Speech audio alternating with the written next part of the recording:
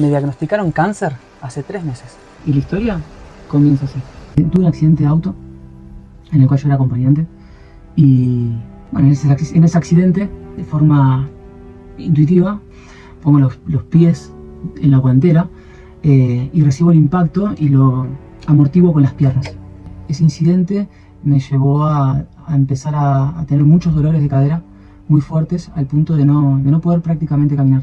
O sea, podía caminar media cuadra, una cuadra, con toda la furia, y luego me paraba en seco el dolor. En ese proceso en el que viví esa experiencia de rehabilitación, donde empecé a trabajar más mi tren superior, compré paralelas, anillas, empecé a hacer actividades utilizando los brazos, todos los músculos de la cadera para arriba, me hicieron mejorar mi estado físico en la parte superior. Sin embargo, la parte inferior cada vez estaba peor, siempre yo intentando estimularla, no dejando de caminar, pero dándole el reposo correspondiente, haciendo ayunos, consumiendo sustancias que me ayudaban a la desinflamación y manteniendo una alimentación lo más prolija posible. En ese momento igual no tenía la mejor alimentación de todas, por cuestiones sociales de la vida, y mi estado fue mejorando. Empecé a poder caminar cada vez más, empecé a sentirme mejor con respecto a mis piernas. Ya podía caminar 1, 2 cuadras, después 3, después 10.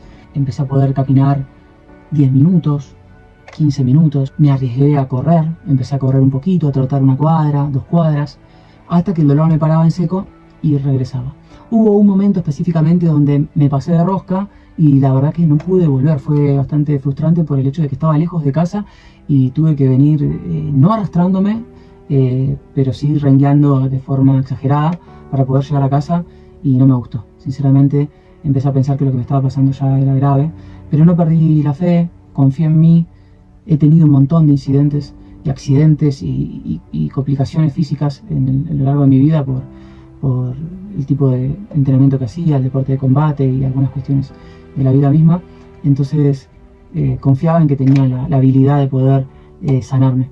Bueno, fue progresivo esto, fui mejorando cada vez más hasta que llegué a un momento donde ya podía caminar 45 minutos, 30 minutos, que no era poco, pero sí lo era porque yo podía correr 2, 3 horas. Realmente no me sentía bien conmigo mismo, sobre todo porque hubo un momento en el cual se clavó el progreso. Hubieron varios meses en los cuales yo no pude superar esos 30, 40 minutos de caminata. El dolor era lapidante, o sea, me paraba en seco, no podía continuar y no me daba aviso. Directamente, en un momento, me decía, basta, no podés caminar más. Tomé la decisión de volver al ecosistema médico hace muchos años, que ya me venía manejando con un ambiente muy alternativo. Años me refiero, 8 años por lo menos, donde no pisaba una clínica y no me hacía ningún estudio referido a mis antecedentes de cáncer, y ni siquiera fui a eso. Sin embargo, quería entender qué me estaba pasando, qué de todo lo que yo tenía dentro de mi cuerpo me estaba inhabilitando poder caminar. Así que me atendí por un traumatólogo. Yo sospechaba que estaba teniendo algún conflicto con la cadera, alguna displasia, bueno, en fin. Entonces el doctor me recomendó realizarme algunos estudios de imágenes. Me hice algunas ecografías y algunas placas. Fui con los análisis y me explica lo siguiente. Me dice, mirá, la realidad es que tenés un montón de cositas, pero ninguna es suficiente como para causarte lo que te está pasando. La sumatoria podría llegar a ser, pero no me consta, así que preferiría que vayas a un neurólogo, a hacerte atender y que te den más información. Pedí turno con un neurólogo, fui a atenderme con un neurólogo y con un especialista de columna. Me dijeron que me haga una tomografía, yo preferí que no, les pedí una resonancia magnética. Obviamente que en la consulta me preguntaron sobre mis antecedentes, le conté que había tenido cáncer, por lo tanto ya se habían focalizado en ver si el conflicto venía desde ahí. Así que me enviaron unas resonancias magnéticas con contraste, con gadolinio.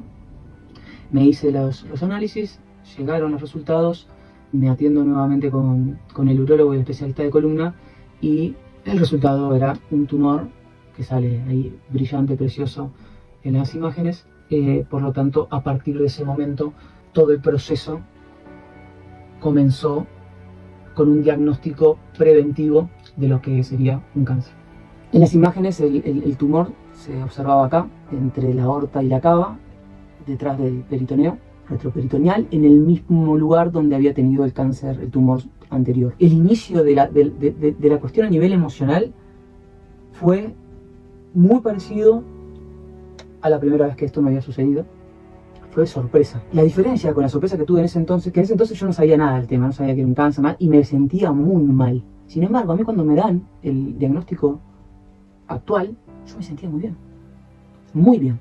Más allá que no estaba pudiendo caminar, que ojo, que en el proceso desde que yo me voy a hacer los estudios, me dan los resultados y pasa un montón de tiempo, meses, yo empiezo a mejorar y a poder caminar cada vez más. Ya no me había clavado en los 40 minutos, ya empecé a poder caminar un poquito más. Por lo tanto, yo me sentía muy bien. Entonces había como una incoherencia o una incongruencia, realidad, emoción. Eso fue lo que yo sentí. Entonces cuando me diagnostican y me dicen que tengo un tumor, las probabilidades más grandes eran que era cancerígeno. Eran muy pocas las probabilidades de que no fuera cancerígeno. Y sobre todo en la cara, ¿no? La cara, el gesto del profesional cuando te tiene que transmitir una noticia de mierda. En esa situación yo me sentí muy bien. O sea, eso fue lo extraño. ¿Cómo me pueden estar diagnosticando cáncer y yo sintiéndome bien? Bueno, luego de este diagnóstico me indicaron aún más estudios, otro tipo de imágenes y más completas, más abarcativas de todo el cuerpo para complementar la información. Sin embargo, no me pidieron análisis de laboratorio, lo cual hizo que se alargue mucho más el asunto. Yo volví a la clínica y volví a repetir la misma ecuación, ¿no? Un día, ¿cómo está el doctor? Bueno, a ver los estudios, hay un tumor dentro de tu cuerpo, así que vamos a ver cuáles son las opciones para tratarlo, vamos a pedir consulta al equipo de columna. Ahí él me indica que desiste de intervenir quirúrgicamente, se niega a hacerlo, no me animo, está en una zona muy difícil sinceramente, así que vamos a ver cuáles son las opciones que te podemos dar. En esa entrevista sí me pide los análisis de laboratorio, él aparte se iba de vacaciones, lo cual alargó más el proceso, así que bueno, vuelvo a mi casa y empiezo a meditar más profundamente todo lo que estaba sucediendo y cómo lo iba a abordar. Mismo yo había escrito un libro que se llama Cómo elegir a tu oncólogo, un pequeño librito que es para ayudar a las personas que la diagnostican con cáncer. Bueno, puse un poco en práctica lo que había escrito y empecé a hacer conciencia y a escribir todo lo que estaba sucediendo y cómo yo quería que vaya evolucionando. Porque si uno se regala a la maquinaria médica, se pierde en el proceso y suceden muchas cosas realmente que se pueden evitar por negligencia médica, por iatrogenia, por cuestiones de permitirse naufragar.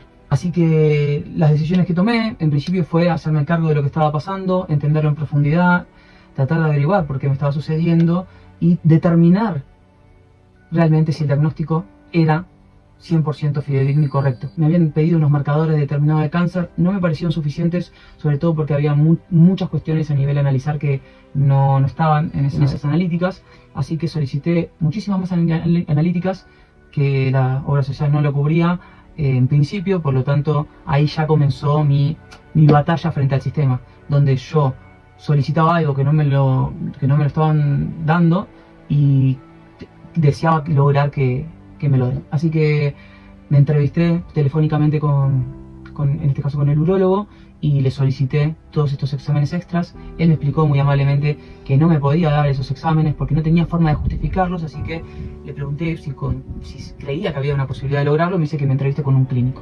Tuve una entrevista con un clínico. El clínico me preguntó para qué los quería, para qué quería toda esa magnitud de estudios.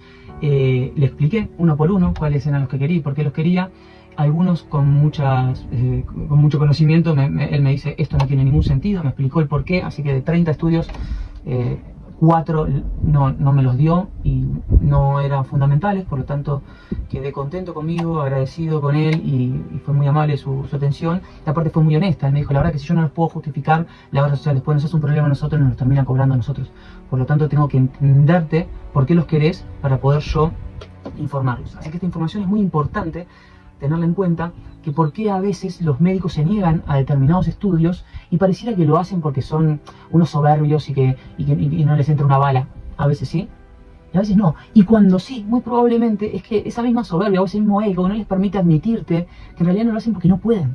Entonces, cuando uno comprende por qué no pueden, resuelve de una manera empática con ellos, que fue lo que yo hice con él, y al poder empatizar con su imposibilidad de recetarme determinados estudios, él empatizó conmigo, me explicó, se abrió y me aceptó la mayoría de los estudios. Así que ahí coroné, fue un éxito, me dieron las recetas correspondientes, fui a hacerme los estudios de laboratorio y bueno, ahí me atendí. El día que fui a hacer los estudios de laboratorio me atendí por primera vez con un oncólogo que me lo había recomendado este clínico. Bueno, no fue la mejor experiencia que tuve con venía bien con el urólogo, con el clínico, la verdad que había tenido muy buena experiencia, muy amables, muy abiertos, muy predispuestos. Con el oncólogo ya no tanto. La entrevista, que esa fue ya esta vez ya fui solo, ya siempre fui acompañado de mi compañera Sofi y de mis amigos que me hicieron la gamba, Nico y Cele, que estoy muy agradecido fue fundamental. Una de las cosas que yo decidí en este proceso fue mantenerlo lo más resguardado posible la información, por varios motivos. En principio, para no generar incomodidad en el entorno. O sea, la verdad que cuando a uno lo diagnostican cáncer, algo que aprendí es que el cáncer se le diagnostica a todos los seres queridos, todos empiezan a padecer este diagnóstico. Y no quería volver a vivir lo mismo. Por otro lado, también la lástima que genera, esa expresión de lástima al verte, es realmente dura. Y si hay posibilidad de salir a nivel emocional de esto, cargar con la lástima de la gente lo hace cuesta arriba. Por lo tanto, también decidí no hacerlo. Decidí resguardarlo, se lo conté a muy pocas personas, a mi hermano, a mi compañera y a Cele y Nico, que convivimos acá en las mismas tierras. Y así es como fui surfeando todo este proceso de diagnóstico de cáncer. Cuando me atiendo por primera vez con el oncólogo, las cosas no empezaron bien porque lo primero que hizo el oncólogo fue retarme, enojarse.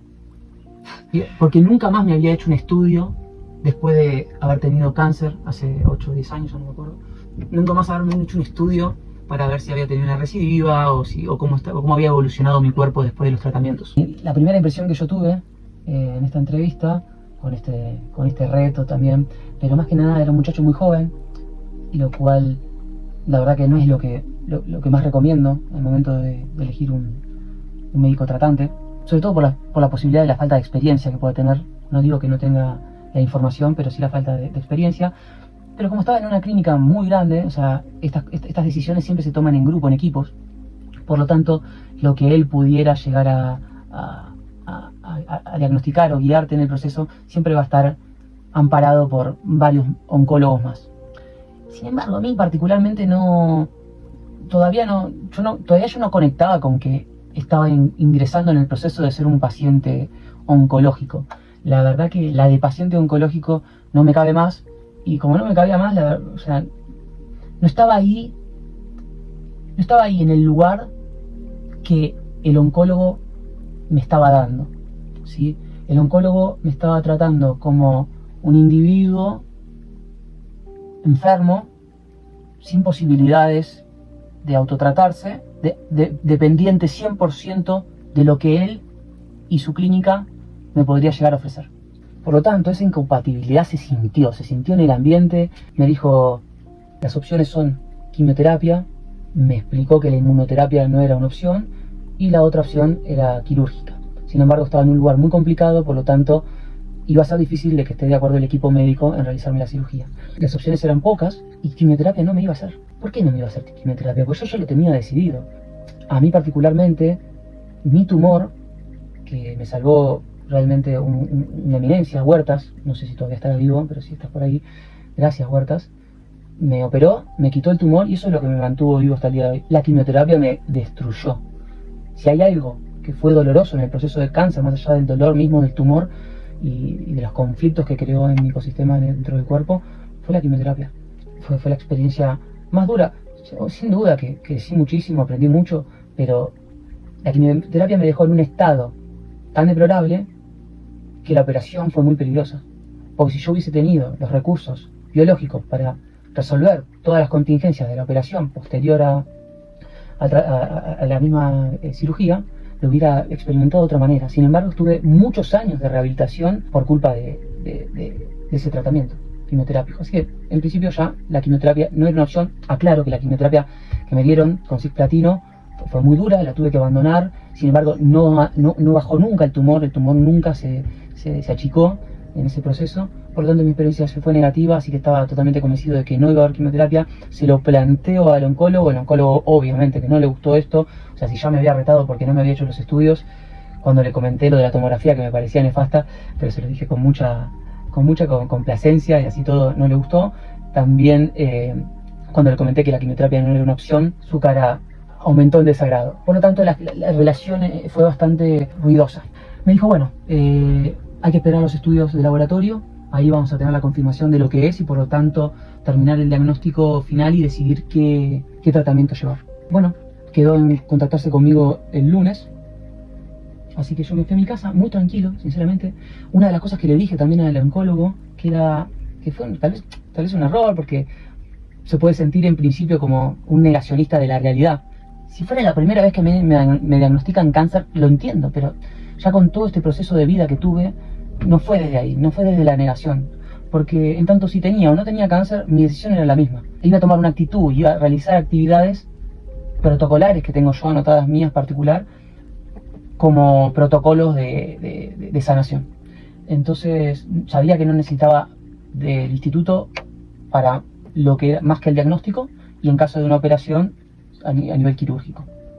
Bueno, me dice que me contactaba el lunes y la verdad que no me fui a mi casa a esperar a que el lunes me contacte. El lunes no me contactó, el martes tampoco. Lo que hice de forma proactiva fue solicitar mis estudios, mi historial médico, que no te lo suelen dar así fácilmente. No me hicieron muy difícil, pero bueno, tardó y me di cuenta que los resultados ya estaban hace varios días. Sin embargo, el oncólogo no me llamaba. Pasó el lunes, pasó martes, pasó miércoles. Había más desesperación en mi entorno que en mí mismo, que me preguntaban, che, y te dije, nada. Llega el viernes, no me contacta, me contacto. A todo esto yo ya había visto los estudios. Y me pasó lo siguiente con los estudios. Yo vi los estudios y no quería pecar de soberbia. Entonces, ¿qué hice? A mí los estudios me reflejaban de que yo estaba sano. Cuando tuve acceso a los estudios, me reflejaron no solo un individuo sin inflamación, o sea, los marcadores cancerígenos estaban muy por debajo de un ser humano con inflamación, que son marcadores de inflamación, ¿no? Para detectar si estás teniendo proliferación de células donde no las tiene que haber y demás. No solo observo que los resultados son de un individuo sin cáncer, sino que aparte veo unos estudios que son los estudios ideales que yo recomendaría a cualquier persona que los tome como referencia para detectar si está realmente sano o no está sano. Son realmente ejemplares. Yo en el momento me sentí orgulloso de mí mismo. Esto fue el miércoles, me parece. Llega el viernes, el oncólogo no me llama, yo ya no necesitaba que me llamen, pero dije, a ver, capaz que me estoy comiendo el cuento, dudé de mí, me parece sano dudar de sí mismo, que no quiere decir que yo al final de la historia no termine seguro, ¿no? En el proceso, pero una sana duda puede llevarte a tener resultados más certeros y no quedarte con información sesgada. Entonces, me contacté con la secretaria del oncólogo y le digo, che, mira, hace una semana que me dijo que me iba a llamar, no me llamó, estoy esperando que me termine de confirmar cuál es el tratamiento a seguir, qué sé yo. Me dice, bueno, quédate tranquilo, que te va a contactar, ahora le voy a avisar. Bueno, me contacta a la tarde y quien me llama es una persona que yo lo siento así, por lo menos, defraudada. Yo siento eso en la comunicación, siento una persona desanimada, como que, en fin, en su desánimo, me dice, bueno, los estudios salieron bien. Y digo, disculpa, ¿y qué significa que salieron bien? Que no tenés cáncer. Realmente yo sentí que cuando me estaba comunicando conmigo, me estaba a punto de decir, tenés un cáncer fulminante, te vas a morir mañana, y no, o sea, totalmente lo opuesto. Entonces le dije, bueno, muchísimas gracias, o sea, coincidimos entonces que los estudios son muy buenos, coincidimos en que no tenés cáncer. Me dice, ok, perfecto. Igualmente, vamos a ver qué hacemos con vos. Y así que vamos a hacer una junta médica en la cual yo voy a recomendar mantenerte en monitoreo y vamos a ver qué se resuelve. Mi comentario frente a esto es que en el momento que a mí me dice qué vamos a hacer con vos, no sé qué deciros, o sea, me choca, sí, claro, me choca, ¿cómo que no vamos a hacer con vos? O sea, es como si estuvieran atendiendo a un ser no pensante, o sea, como sin desprestigiar a los animales, como si estuvieran atendiendo a un animal. Esa es la filosofía, la cosmovisión y la percepción que tiene la medicina convencional, la cual yo desisto y no me gusta. No es complementaria, no es contemplativa, no es integrativa, no cuida la emoción, y no hablo de todos, porque como digo, no, el clínico y el urólogo me atendieron muy bien. Sin embargo, cuando vas escalando en el proceso y llegas a estos profesionales que que la oncología es como una profesión dentro de la medicina muy respetada, es como que tal vez los aires de superioridad y soberbia van creciendo. Así que dije, bueno, gracias, nos vemos. Te voy a llamar, me dice, para decirte que vamos a hacer con... Bueno, está bien. Corté, bailé, hice el baile de el cortejo de la sanidad y festejamos un poquito y de vuelta, sin embargo, dentro mío había una sensación de...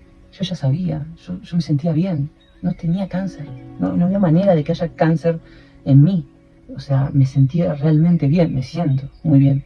Pero bueno, esta duda y este deseo de no pecar de soberbio me llevó a toda esta búsqueda. Así que experimenté 3 meses de diagnóstico de cáncer porque todo el proceso fue de ahí. En ningún momento me dijeron, no, quédate tranquilo, que no estamos seguros, que puede que no sea. Entre las caras y los mensajes fueron determinantes en, tenés cáncer, ¿tá? Entonces vamos a ver qué hacemos con todo esto. Bueno, en conclusión, fue una experiencia dura, lo fue.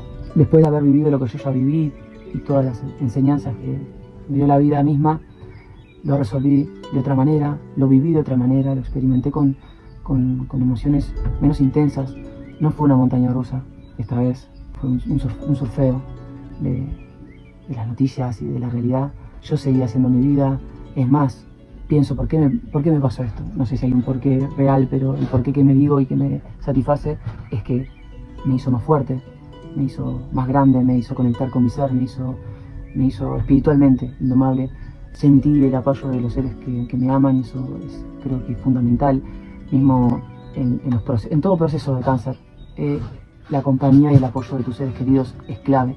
Recomiendo no desistir de eso, aceptar el apoyo, aceptar el amor. Descubrí que aquello que fomenté de forma teórica, de cómo empoderarse frente al tratamiento de cáncer, lo pude poner en práctica, funcionó. Me sentí escuchado, me sentí respetado por los médicos, excepto el oncólogo, pero por el resto de médicos que me ayudaron en todo el proceso. En ningún momento perdí el control, más allá que la maquinaria no está dentro de nuestro control. Sin embargo, yo fui el que decidió por dónde seguir. Hoy sé que no tengo cáncer. Sin embargo, me dijeron que en febrero tengo que ir a hacerme más estudios, los cuales no los voy a hacer. Ya me pusieron la fecha a ellos, me dijeron a cuándo llamar, me dijeron todo lo que tenía que hacer, que está fabuloso en el caso de que estés totalmente perdido. Pero ojo, ¿no? Porque un pequeño error y terminás dentro de un sistema difícil de salir, atrapado por el miedo, del cual muchos perecen. Entonces, recomiendo no perder la paz. Vamos a tener miedo, lo vamos a tener. Se enfrenta en principio con valentía, con aceptación del proceso, con la compañía de tus seres queridos y con el deseo profundo de querer hacer lo mejor para sí mismo. Nadie lo va a desear más que uno mismo. No va a haber nadie en el mundo más que yo que desear lo mejor para mí. Por lo tanto, a eso me refiero con el empoderamiento. Firme conciencia de que somos los que podemos tomar las mejores decisiones. ¿Y cómo podemos tomar las mejores decisiones? Informándonos. Entonces no es cuestión de excluir el sistema médico. El sistema médico me dio el diagnóstico. Yo sin el diagnóstico no hubiera sabido para dónde disparar. Cuando lo tuve, actué en consecuencia. Previne lo que tuve que prever sin pasarme de rosca, porque todavía tampoco estaba la definición total. Me llegó la definición total y repito, hoy no tengo cáncer. Estoy agradecido de que así sea. ¿Sí? Si lo hubiera tenido, hubiera actuado de la misma manera. No hubiera entrado en el sistema médico convencional, y esto no es un consejo de que no entre en el sistema médico convencional, porque hay muchos tipos de cáncer, por más que el origen sea similar, ¿sí? Por lo tanto, hay muchos tratamientos que algunos tienen mejores resultados que otros. Lo que sí aconsejo, y estoy seguro de esto, es que no es el tratamiento convencional y nada más. Hay un abanico tremendo de actitudes y acciones que podemos tomar y herramientas que podemos aprender a utilizar para que ese tratamiento tenga resultados más favorables para nosotros, o mismo poder tolerar el tratamiento, que suelen ser muy invasivos. Así que estoy contento, estoy muy contento, no tanto por el hecho de no tener cáncer, sino por el hecho de haberme enfrentado a la medicina convencional, enfrentarme a mis propios miedos y hoy atravesar una vez más toda esa experiencia, todo ese ese tsunami que aparece en el momento que te dicen una noticia como esta, que es, te vas a morir tarde o temprano. Nos vamos a morir todos. El tema que te lo anuncian como, te vas a morir pronto. Y otras cuestiones que tiene el cáncer es que el miedo a cómo vamos a morir. Va a ser muy doloroso. Bueno, en ese sentido doy tranquilidad. Hoy día el sistema paliativo está muy desarrollado, o sea, los dolores no son tantos. Sin embargo, yo sí aconsejo a que al momento de tomar el control, las riendas del asunto, empezar a rever cuáles son todas las cositas que venimos haciendo mal que pudieron haber ayudado a que ese cáncer prolifere. Gracias por escuchar esta historia. Espero que sirva como mensaje, como ejemplo, para quien lo quiera imitar. Si estás pasando algo parecido, si estás experimentando el diagnóstico de una enfermedad grave, como puede ser el cáncer o diabetes a nivel avanzado, hipertensión, cualquier enfermedad que te haya expuesto a enfrentarte a tus demonios, a tus sombras, a tus miedos, a la muerte, te invito a que lo comentes, lo charlemos y que esto no quede en una simple historia, sino que podamos obtener frutos de toda esta experiencia. Gracias. Quiero agregar que el mayor tesoro de toda esta experiencia fue el trabajo espiritual, que inevitablemente no hubo forma de evitarlo. Algo dentro de mí sintió la necesidad de aprovechar esta ola y tomarla, ¿no? Y aprovecharla para crecer. Tanto por si me iba a morir pronto o no, yo sé que hay mucho más que esta materia, que este cuerpo, y sé que tenemos, en principio lo hablo desde mí, que tengo el poder tanto de enfermar como de sanar. El cáncer no es un bicho que te pica y te envenena. Soy yo mismo generando células donde no deberían existir, mutando células a un estado de supervivencia. ¿Qué le está pasando a mi cuerpo? ¿Qué está pasando dentro de mí? ¿Qué estoy sintiendo para generar todo ese conflicto orgánico?